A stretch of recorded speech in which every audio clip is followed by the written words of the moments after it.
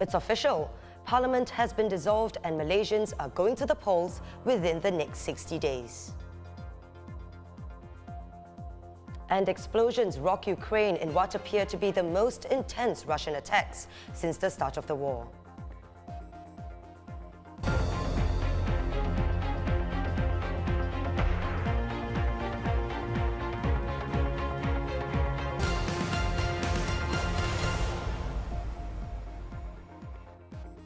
Hello, you're watching The Big Story with me, Chiao Suen.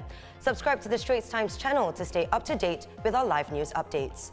Malaysia's parliament has been dissolved, preparing the country to head into a snap election. In a statement just issued by the palace, the king expresses his disappointment at current political developments, leaving him with no choice but to assent to the parliament's dissolution. This so that the mandate can be returned to the people to elect a stable government. The king also hopes that the Election Commission holds the 15th general election as soon as possible, taking into consideration the northeastern monsoon that is forecast to begin in mid-November.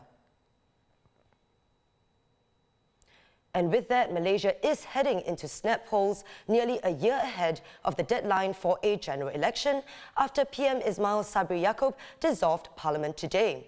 The election is expected to take place by early November to avoid clashing with the year-end monsoon that has resulted in devastating floods in previous years. Looking ahead, what's next for Malaysia? Joining me now from Kuala Lumpur is Malaysian correspondent Ram Anand. Now, Ram, thanks so much for joining us. Now that the starting gun has been fired, what's expected from the political parties this evening and in the days ahead? Are they ready for the elections? You are at the UMNO headquarters right now. Can you tell us what's happening there? Hi, so yes, I am at the UMNO headquarters here this evening. We are seeing a start of a political bureau meeting, and also there will be a Supreme Council meeting later tonight.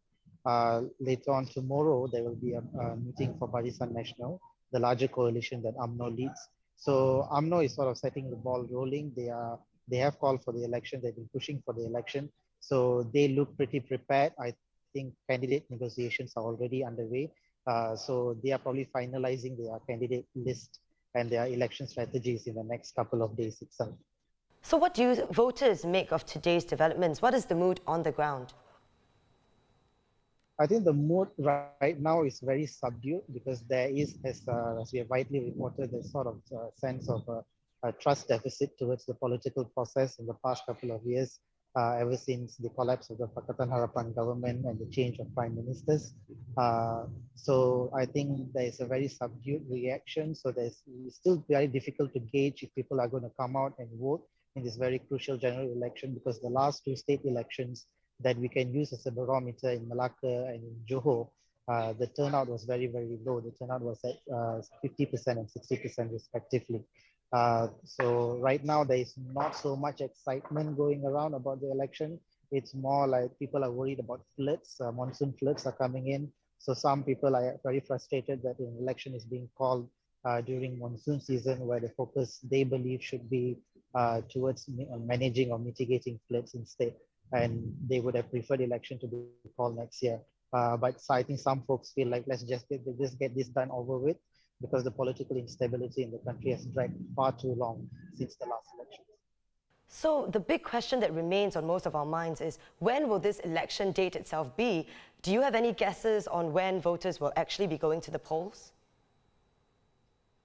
I think the safest guess right now, it will be between probably the first or second week of November, because as we know, the parliament was dissolved today. The usual process before an election commission announces the dates, that takes about a week before they come out with the dates, and they would give another week or two before they would allow the campaigning to start. So we are assuming nomination process will start either at the end of October or the third week of October, keeping in mind there's Deepavali celebrations around the corner on October 24th as well. So if they choose to do nominations after Deepavali, they'll probably fall on the weekend after the Deepavali celebrations, which is October 30th. So my guess is they will not do it any later than November 15th, because I think the monsoon effects, the flooding will probably start towards the end of November and early December. Thank you so much for your time. This has been ST's Malaysia correspondent, Ram Anand.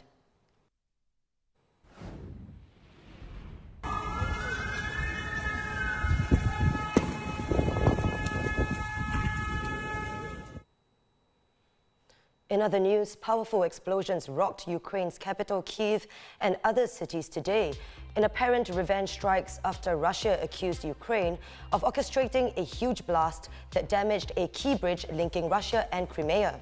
In return, Ukraine's President Zelensky has accused Russia of trying to wipe his country off the face of the earth. And turning to local news, Singapore will soon be able to import live chickens from across the causeway as Malaysia lifts its export ban starting tomorrow, October 11th. But as of now, it is unclear if the chickens will make it to Singapore by then. It will depend on exporters being able to obtain health certificates from Malaysia's Department of Veterinary Services in time, with Monday being a public holiday in Malaysia. The ban was put in place by Malaysia since June 1st, following a local supply shortage. And more good news, as weekly dengue cases have fallen by 70% from the peak in May, with about 95% of dengue clusters also closed.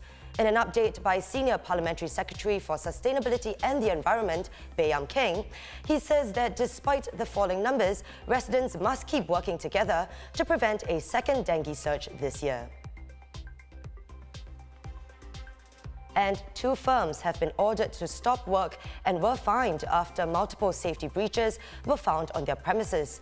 Soon Bihuat Trading was fined $15,000 and DA Engineering was fined $8,000 for multiple breaches, including unauthorized personnel operating heavy machinery and a lack of proper housekeeping.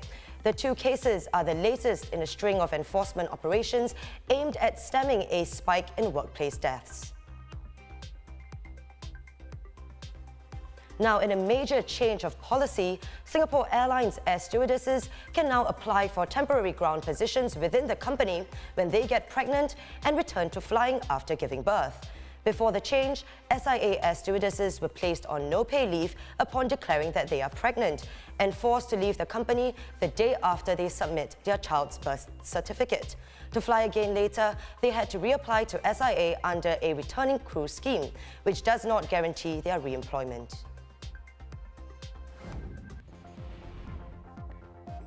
And those are our top stories for today. Visit straitstimes.com for more news and our YouTube channel for more videos. Subscribe by hitting the red button below.